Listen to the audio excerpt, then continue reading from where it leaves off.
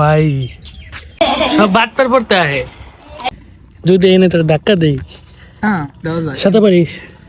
জীবনে শহরে থেকে সবচেয়ে বড় লস হয়েছে কি সাঁতার পারি না। গ্রামে গেলে পুকুর থাকে, নদী থাকে, সাঁতার কাটতে পারি না। হে গাইস, আসসালামু আলাইকুম, ব্যাক টু মাই ব্লগ। তো গাইস, আজকের ব্লগটা আমার জন্য খুবই ভয়ঙ্কর হতে যাচ্ছে, কারণ আজকে আম্মু বাসায় নাই। আর যার কারণে আম্মুর যত কাজ আছে সব এখন আমাকে করতে হইব। কি একটা ঝামেলা না বাসায় আম্মু না থাকলে। মানে এই যে সবকিছু সিরা সিরা পইরা আছে। খাওয়া দাওয়া করছি কিন্তু এখনো প্লেট ধুই নাই। আবার এখন পুরোপুরি প্রাইভেট পড়তে আসবো, ওদের আবার ম্যানেজ করতে হইব। আর আম্মু থাকলে কিন্তু এগুলা সব ঠিকঠাক থাকতো, কোনো ঝামেলা থাকতো না। আর আম্মু না থাকলে সব উল্টা পাল্টা হয়ে যায়। আর বাইরে যদি দেখাই, আজকে ভালোই রোদ পড়ছে।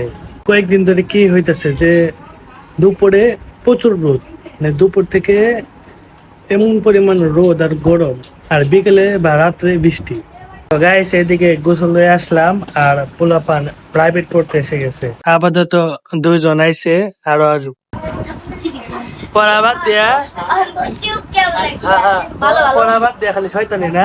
ওই দেখ কেমনে দেখে দেখে আমি তো দেখতে আসি, ওই জন্য প্রশ্ন বাইর করে মানে খাতা বাইর করে ওই বইয়ে দেখে দেখে লিখবা। কিসে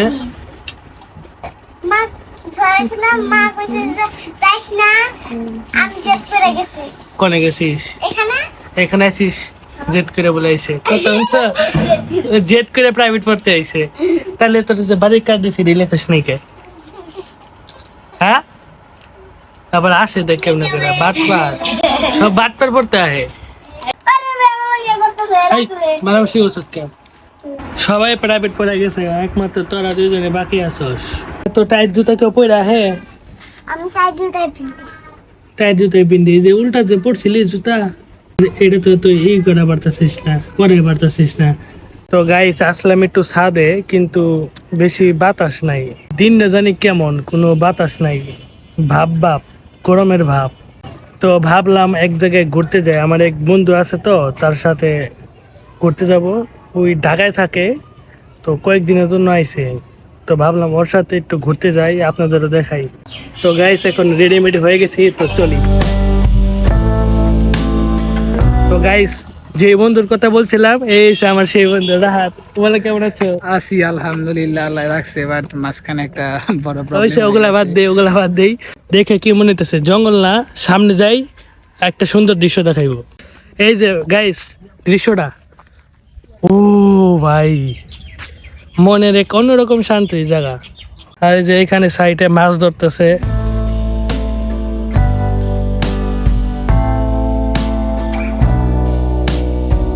গাইস, এখানে দুই সাইডে পানি, এইখান থেকে যত দূর চোখ যায় শুধু পানি। আবার রাস্তার আরেক সাইডে, এইখান থেকে ওই সাইডেও পানি। সবকিছু ঠিক আছে, কিন্তু আজকে বাতাস নাই। রাত একবারই বাতাস নাই। এই জায়গায় আসলে মূলত যেরকম ফিল পাওয়া যায়, বাতাস থাকে, একটা অন্য লেভেলের ফিল পাওয়া যায়, তো ওই জিনিসটা নাই আজকে। আজকে কেমন জানি একটু বাতাস নাই, এমনি বাতাস থাকে, আজকে বাতাস নাই। এই যে এত সুন্দর পানি রাহাত, এই যে এত সুন্দর পানি, যদি এনে তোর ধাক্কা দেই, হ্যাঁ দেওয়া যায়। সাঁতার পারিস? সাঁতার ফেক না, তোরে ধাক্কা দেওয়া যায়, তোরে নিয়ে যাও। আমি তো সাঁতারই পারি না গাইস। সাঁতার আমি পারি, আমি তোরে বাঁচাবো। তুই আগে লাভ দে, তারপর আমি দিতাছি। এটা পানি কতটুকু হইব? পানি যতটুকু, তুই খালি লাভ দে, আমি তোরে বাঁচাইতাছি। কেমনে বাঁচাইবি? তুই ধরতে যাবি? বেশি না, তুই লাভ দিবি, দেন দেখবি যে আমি আর নাই, এলাকায় নাই। মানে তোরে বাঁচাইতেই যাবো আর কি, এলাকায় নাই মানে বাঁচাইতেই যাবো। গাইস, এই যে এই দেখো কতগুলো তাল, আবার যেখানে তাল পড়ে আছে। তাল পইরা আছে, আর তাল দেখে লাভ কি? ওইটা পার যে আমি তো গাছে উঠা পারি না, গাছে উঠা পারলে ওই গাছে উঠা পারে না। জীবনে শহরে থেকে সবচেয়ে বড় লস হয়েছে কি সাঁতার পারি না। এই যে আমার সাথে যে রাহাত, ও সাঁতার পারে না, ওর জীবনের সবচেয়ে বড় লস। গ্রামে গেলে পুকুর থাকে, নদী থাকে, সাঁতার কাটতে পারি না। পোলাপান সাঁতার কাটে, গোসল দেয়, আমরা পারি না। তো গাইস, যারা যারা ভিডিও দেখতেছো তাদের একটাই কথা বলবো যে জীবনে কিছু না করো, সাঁতারটা শিখো ভাই। গাছে উঠতে পারস তুই? গাছে উঠতে পারি গাছে না। উঠতে পারে না, তাইলে কি জীবনটাই কি loss। ভিডিও করে? না, এটা গাছে- একটা বাস্তবমুখী কথাবার্তা, যেটা হলো আমরা শহরে থাইকা অনেক কিছু মিস করে ফেলাই। গ্রামের, এখন আমাদের গ্রামে গেলে এতটা ভালো লাগে, এতটা ফিল পাওয়া যায় যে গ্রামের প্রাকৃতিক পরিবেশ আমাদের আকৃষ্ট করে ফেলে, এবং আমাদের সবসময় মনে হয় যে আমরা গ্রামে থাকি। কিন্তু শহরে থাইকা এখন বুঝতে পারতাছি, কিন্তু ছোটবেলায় পড়াশোনার চাপে বা বিভিন্ন কাজে হয়তো চলে আসছি। বাট যারা গ্রামে আসো তারা অবশ্যই কমেন্ট করো যে কিরকম লাগে তোমাদের। তোমাদের হয়তো মনে চায় যে শহরে আসতে, কিন্তু আসলে শহরে আসলে আহামরি যে ভালো ফিল পায় বা তা না। গ্রামের যে প্রকৃতি, ওইটা আর কি অন্যরকম একটা মানে ভালোবাসা কাজ করে, এটাই। তো গাইস আমাদের জ্ঞানী ভাবার কথা তো শুনলাই। জানি, এটা জাস্ট আমি রিয়েলাইজ করতেছি ভাই, এই যে একটা সময়, এই যে 18, 19, 20 বছর, এই সময়টা এসে রিয়েলাইজ করতেছি।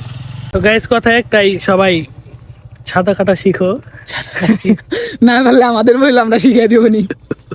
আমরা তো পারি না না, আমি একটু উদ্যোগ নিচ্ছি রাফি, সাঁতার কাটটা শিখতে সাঁতার কাটা। একবার শিখে ফেলাম, এই সামনে বসাতে শিখবো। সামনে বসাকে এই যে জায়গায় সাঁতার কাটবো ইনশাল্লাহ, সামনে বছর ভিডিও হবে দেখা। এই জায়গায় সাঁতার কাটবে, এই যে ঘাস, ঘাসের মধ্যে না, ভালো একটা জায়গায়। অবশ্যই ইনশাল্লাহ গাইস, ইনশাল্লাহ, ইনশাল্লাহ আমরা দোয়া সাঁতার কাটা শিখবো। গাইস এই দেখো সামনের ভিউ কত সুন্দর, পুরা ইউলো ইউলো হয়ে আছে, দেখে মনটা বেড়ে গেল, মনটা বেড়ে গেল না? আলহামদুলিল্লাহ, থাকতে মন চাইতেছে অনেক, কিন্তু যেতে হবে।